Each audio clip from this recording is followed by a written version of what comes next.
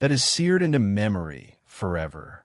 Fortune La Pirle stumbled through the trackless snow, weeping and cursing his fortune, Alaska, Nome, the card table, and the man he had stabbed. The hot blood on his fingers had already frozen. The ghastly scene loomed relentlessly before his eyes, searing his brain. He saw the man clutch the edge of the table and slowly sink to the floor, the chips and cards scattering in all directions, the instant uproar that seized everyone present, giving way to an oppressive silence, the croupiers frozen midward, and the tokens seemingly frozen to the table. Faces contorted with fear, an endless moment of universal stupefaction, and more. And then he heard a deafening roar, followed by cries for vengeance that seemed to already be hot on his heels and had driven nearly the entire town mad. "All the devils of hell are loosed," he snarled to himself with a crooked smile, plunging again into the impenetrable gloom and heading toward the river. From every open door, from tents, shacks, and dance halls, light streamed out, spewing onto the street a crowd consumed by an insatiable thirst for revenge and the pursuit of the criminal. The human din and the wolf-like baying of dogs mercilessly assaulted his ears and lent speed to his feet. He ran farther and farther, and the sounds of the pursuit gradually faded, until after a time the pursuer's furious zeal was replaced by the bitter disappointment of a fruitless search. But one dark silhouette doggedly followed on his heels. Glancing over his shoulder, he could make out this shadow. Now it appeared as a vague smudge against the endless white backdrop. Now it vanished instantly into the deep shadows cast by a hut or a boat pulled up on the shore. Fortune La Pirle cursed like an old fishwife, weakly, pitifully, with a hint that his tears were about to run dry, and fled ever deeper into a labyrinth of piled-up ice, tents, and prospect holes. He constantly stumbled over ropes stretched everywhere, over piles of rubbish and senselessly driven stakes, tripping at every step over mounds of randomly stacked driftwood frozen into the ice. At times, it seemed to him that the pursuit had finally fallen behind, and then he would slow his pace, his head spinning, his heart pounding so violently it caused agonizing fits of suffocation.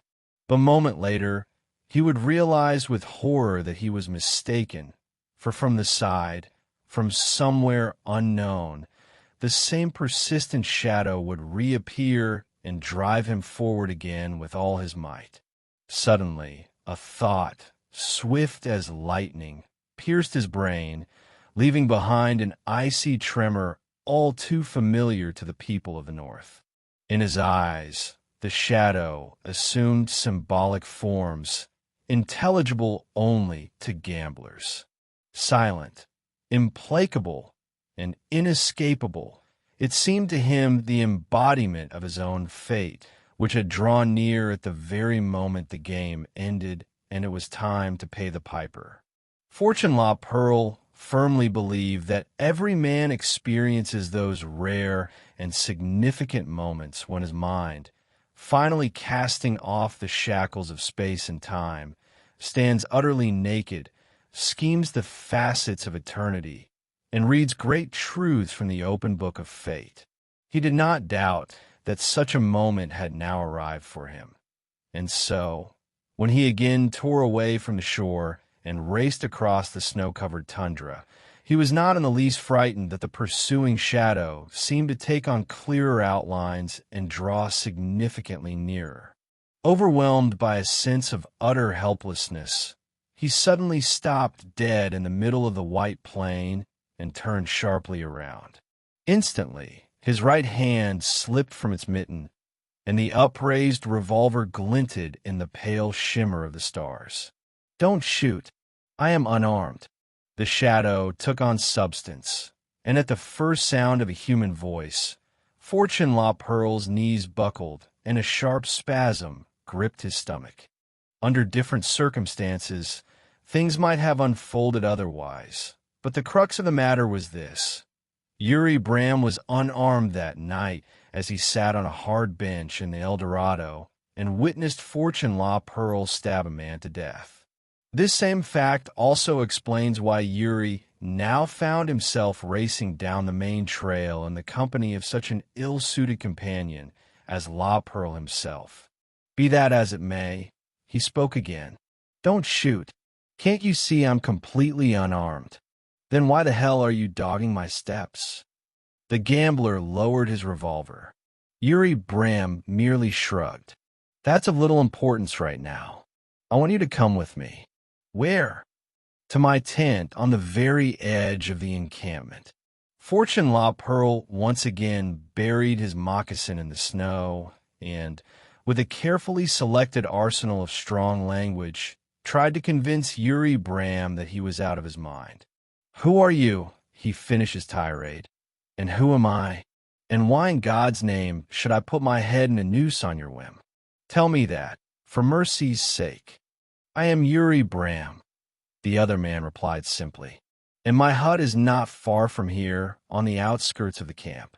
I don't know who you are, but I saw with my own eyes how you let the life out of a living man. The blood is still on your hands, his scarlet blood, and, like a second Cain, the whole human race has risen against you. You have nowhere to lay your head, and I have a hut where. For your mother's sake, shut up." Fortune La Pirle interrupted. "I'll make a second Abel of you this very minute. I swear by anything you like, I'll do it. Think, you fool. Thousands of men are searching for me, scouring everywhere. How could I possibly find shelter in your hut? I must run further, further. Ah, the vile curs. To be honest, I've a great mind to turn back and cross knives with someone. There'll be one good, clean fight, and I'll put an end to this dirty business. Life's a rotten game, and to hell with it." He fell silent, crushed by the weight of the calamity that had befallen him, and Uri Bram decided to seize the moment of weakness. This man had never been noted for his eloquence, and the speech he delivered now was the longest of his life, save perhaps for the one that lay in wait for him in the future. "That is precisely why I'm offering my hut. I can hide you so that no one will find you, and I have provisions in plenty. You've nowhere else to go, in any case. You have no dogs, nothing, and the sea is locked in ice. The nearest post is St. Michael. The dog drivers have already spread word of you all through the district, clear to Anvik. You can see for yourself, you haven't a single chance. Only one thing remains. Wait it out at my place until the storm blows over. Your story will be forgotten in a month, maybe sooner, forgotten by those heading to York and those who stay behind. I assure you, you'll slip away right under their noses, and they'll never notice. I have my own notions of justice. When I ran out of the El Dorado and gave chase after you, the last thing on my mind was to catch you and hand you over to the authorities. I have my own views, and they don't align with theirs in the slightest." He fell silent upon seeing the murderer pull a prayer book from his pocket. In the flickering, yellowish light of the aurora borealis, baring their heads and laying their hands upon the holy book, the two men exchanged an oath. Uri Bram swore never to betray Fortune La Pirle, a promise he subsequently kept to the letter. On the threshold of the hut, the gambler slowed his step, once again pondering the strangeness of the man who had wished to save him. And once again, doubts seized him. But he entered. By the light of a candle, he had time to note that the hut was quite comfortable and that it was empty of any other people. He set about deftly rolling a cigarette while his host prepared coffee. Thanks to the pleasant warmth, his muscles relaxed, and he leaned back with feigned nonchalance, never taking his intense gaze from Uri's face, which he studied through wreaths of smoke. It was a large, expressive face, whose strength lay in something elusive, not immediately easy to define. The wrinkles were deep, resembling scars in places, and the sharp, severe features held no hint of humor or warmth. Beneath the high, prominent frontal bones, under the thick, meeting eyebrows, sat cold gray eyes. The cheekbones jutted sharply, forming deep hollows. A powerful chin and jaw spoke of strength, and a narrow forehead suggested stubbornness and, if need be, ruthlessness. Everything else, the nose, lips, voice, the line of the mouth, breathed severity. Fortune La Pirle saw before him a man long accustomed to his own company, who rarely sought counsel from others. This was a man who spent his nights in struggle with himself and his own demons, yet who greeted the dawn with such a countenance that no one could guess what he thought or how this hermit lived. Fortune, being himself of a superficial and frivolous nature, could not fathom this narrow but undoubtedly deep character. He might have understood him if he had sung when he was happy and sighed when he was sad. But it was impossible to decipher these concealed traits, just as it was impossible to measure this closed-off soul. "And now lend a hand, Mr. Man," Uri directed when the coffee cups were drained. "We must arrange everything so uninvited guests don't catch us unawares." Deferring to his host, Fortune gave his name. He proved to be an agile helper. Uri's bunk stood against the wall in the depths of the hut and was a simple construction. Its base was made of untrimmed driftwood logs covered with a layer of moss. The rough ends at the head rose in an uneven palisade. In the part closer to the wall, Uri tore away the moss and removed 3 planks. The resulting cavity needed to be filled. Fortune brought several flour sacks from the storeroom and laid them on the floor directly beneath the opening.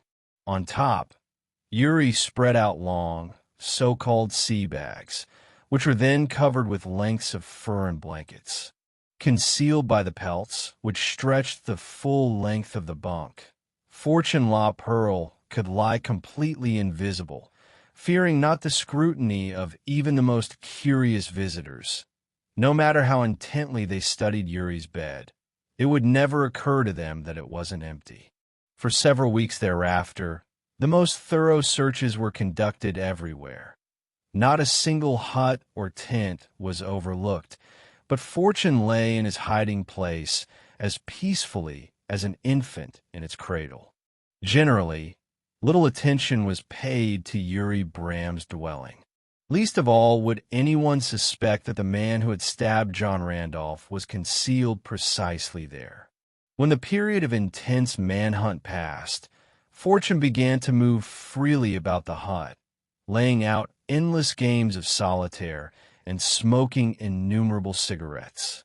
Though his expansive nature craved merriment, noise, jokes, wit, and genuine laughter, he grew accustomed fairly quickly to his host's silence. Beyond the actions of his pursuers, the condition of the trails, and the price of dogs, they had nothing to talk about. And even on these subjects, they conversed rarely and sparingly. Fortune took to devising card systems, and whole hours, even days, were spent with him shuffling and dealing, recording all manner of combinations, compiling tables, then shuffling and dealing again. But in the end, this pursuit too bored him to distraction, and, dropping his head onto the table, he would indulge in the sweet mental contemplation of noisy gambling halls that never closed, where croupiers and lookouts changed shifts, and the roulette wheel clattered and spun incessantly from dusk till dawn.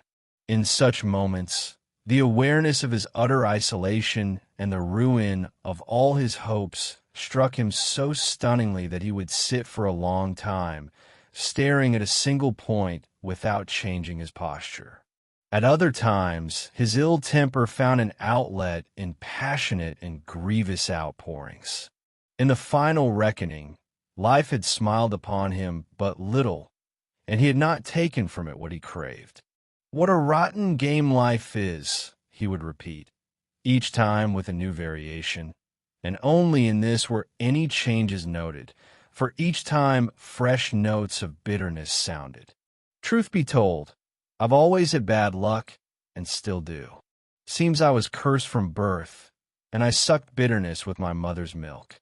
Plain and simple, someone cast the dice badly for me, and the whole game went sideways. But am I to blame for that? Did my mother have any right to reproach me? But she did reproach me. She blamed me alone for everything. Always blamed me. Why didn't she steer me onto a different path? Why didn't other people help me? And how did I end up in Seattle? Why did I live in Nome like a common swine? And what possessed me to walk into the El Dorado? Who needed that? Just look how it all happened. I was going to big Pete's for matches, that's all. Why did I just run out of matches? And why did I get such a powerful urge to smoke? Well, don't you see how all the circumstances and facts conspired against me? Everything in the world, all people, everything was set against me almost before I was even born. Somebody fixed it so that hope and joy would never smile on me, anywhere. Ah, damn it all to hell. What luck I have. Well, for pity's sake, why did John Randolph have to cross my path? The man who took it into his head to call and raise at the same time? It's all because of him, the scoundrel. And I'm damn glad I finished him off just as he deserved. Why couldn't he hold his tongue and let luck turn my way just once? He knew perfectly well what a foul position I was in, that I'd be penniless any day. And why couldn't I control myself in time and hold back my own hand? Oh, why? Why? And Fortune La Pirle literally rolled about on the floor, frantically interrogating fate. Why had his life turned out so terribly and unhappily? During these moments of bitter outpouring, Uri Bram typically maintained his silence, showing not even a hint of sympathy, and his gaze seemed to grow more indifferent and dull with each passing second. Everything indicated that Fortune's spiritual anguish left him utterly unmoved. For, in the final analysis, there was absolutely nothing in common between these two men, and this circumstance had more than once given the murderer pause, leading him to ponder and ask himself, why on earth had this man suddenly intervened on his behalf and taken him under his protection? Meanwhile, the period of waiting was naturally drawing to a close. It is well known that even the most fervent thirst for vengeance yields, over time, to the thirst for gold. The murderer of John Randolph had already passed into the local annals, and he was gradually being forgotten. Had he suddenly reappeared before everyone, the citizens of Nome would, of course, have postponed their journeys for a time and rendered justice its due. But since Fortune La Pirle's whereabouts remained unknown, the matter of his capture had lost its urgency, ceasing to be a pressing problem. More important concerns had now taken precedence. Gold lay at the bottom of rivers and along the shores. Rubies were to be found. The ice was due to break up very soon, and this was why many inhabitants of Nome devoted all their thoughts to reaching places where marvelous things could be had for a pittance. And so, one night, Fortune La Pirle helped Uri Bram harness the dogs, and soon the two set out along the winter sled trail in a southerly direction. Strictly speaking, it was difficult to call this direction south, for after passing east of St. Michael, they left the seashore behind, crossed the watershed, and reached the Yukon, following it all the way to Anvik, several hundred miles from the great river's mouth. Then they turned northeast, passed by Kayakuk, Tanana, Minuk, round to the Great Bend near Fort Yukon, twice crossed the Arctic Circle, and headed south through the plateaus. The journey proved most arduous, and Fortune again began to wonder, why had Uri Bram set out with him? But the latter merely said that he had claims on Eagle Creek, where men were currently working. Eagle was situated almost on the border itself, and a few miles from it, above the barracks of Fort Cudahy, the English flag already fluttered in the wind. And beyond lay Dawson, Pirle, Five Fingers, Windy Arm, Caribou Crossing, Linderman, Chilkoot, and Dyka. The morning after they passed Eagle, they rose in the dark. This was their final stop before parting. Fortune felt unusually vigorous and light. Everything around already breathed of spring. The days were growing longer. Their path now lay across Indian lands. Complete freedom was very close. The sun had returned, and with each day, the murderer drew nearer to the longed-for border. The world was vast and boundless, and once again hopes and dreams blossomed with their former strength. Over breakfast, Fortune La Pirle whistled and hummed cheerful little tunes carelessly. Uri Bram harnessed the dogs without haste. But when everything was ready and Fortune could no longer sit still, Uri pushed a fresh log toward the fire and sat down upon it. "Have you ever heard of the Dead Horse Trail?" he asked. As he spoke, he looked intently at Fortune, who merely shook his head, expressing extreme irritation at this unexpected delay. "Yes, sometimes meetings occur under such circumstances that they cannot be forgotten." Uri continued slowly and very quietly. "And I once had occasion to meet a man on the Dead Horse Trail under just such special circumstances. I must tell you, in 1897, an untold number of people suffered on the White Pass, so the name is quite fitting. Horses died there like gnats, and from Skagway to Lake Bennett lay whole mountains of their carcasses, rotting endlessly. Horses perished in the Rocky Mountains, were poisoned on the summit, and died of hunger on the lakes. They dropped on the trail, right in their tracks, or drowned in rivers under the weight of their packs. They were shattered to pieces on the rocks, stumbled over stones, and broke their backs falling under their loads. Often they sank so deep in the mud that they disappeared from view entirely. Though they suffocated in the liquid mire or impaled themselves on stakes driven into the ground, tearing their insides. It happened that their owners shot them on the spot or drove them to death. Horses died, and then men returned to the coast and bought new ones.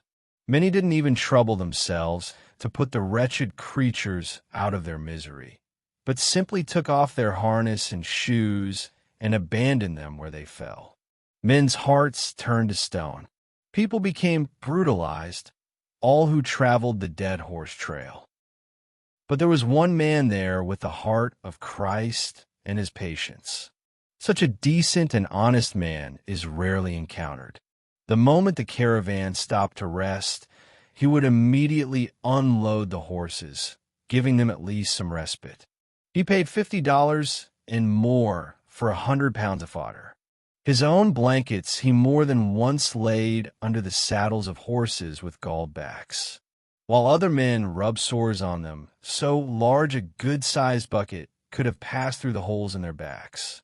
Others, seeing that the horses had lost their shoes, paid no heed and drove the animals until their hooves were transformed into a solid mass of blood. And this man spent his last pennies on horseshoe nails. I knew all this because we slept under the same blanket and ate from the same pot.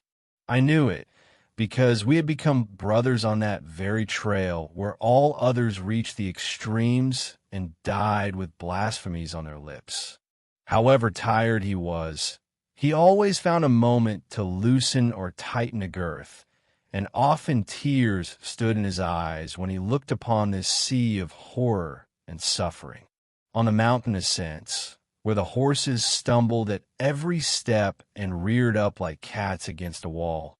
The most misfortunes occurred, and the whole trail was strewn with the skeletons of horses that had plunged into the abyss. And he always stood in the stinking, hellish stench, always ready with an encouraging word or a caress, and he would not move from the spot until the entire caravan had passed by. If a horse foundered, he would halt all movement until it was rescued, and no one in those moments dared to contradict him or block his way. Near the very end of the trek, a man who had managed to ruin about 50 horses took it into his head to buy ours. We looked at him, and then at our horses, hardy mountain ponies from eastern Oregon. He offered $5,000, and we were ready to agree. But then we remembered the poisonous grasses of the summit, the pass through the Rocky Mountains, and the man I regarded as my brother didn't utter a word, but merely divided the herd into 2 equal parts. In one, his horses, in the other, mine. Then he looked at me, and we understood each other without words. I drove his horses in one direction, and he drove mine in the other. We took our rifles and shot every last one of them, while the man who had ruined 50 horses showered us with curses. But that man with whom I had become brothers on the dead horse trail. "Oh, what's the use of talking?" exclaimed Fortune La Pirle with a crooked smile. "You're speaking of John Randolph. So that's it." Uri nodded and said, "I'm glad you understand me." "I am ready," replied Fortune, and the old bitterness surfaced once more in his features. "Do what you must, but be quick about it." Uri Bram rose to his full height.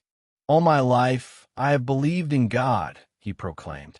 "I believe now that he loves justice. I believe that even now he looks upon us and decides upon whom his lot shall fall. I believe he wishes to manifest his will through my right hand. And so strong is my faith in him that I will grant us equal chance, and let the Lord God himself perform his judgment and retribution." At these words, Fortune's heart filled with inexpressible joy. He knew nothing of Uri's God, but he believed in his own luck and believed that it had turned to face him on that very night he had fled along the snowy shore. "But," he remarked, "we have only one revolver." "We shall shoot in turn," replied Uri, and, ejecting the cylinder from Fortune's Colt, began to examine it carefully. "And let the cards decide who shoots first." Fortune's blood leaped at the thought that he was about to handle cards again. He reached into his pocket and pulled out a deck. Oh, now he did not doubt in the slightest that luck would not abandon him. He thought of the reborn son as he cut the deck for the deal.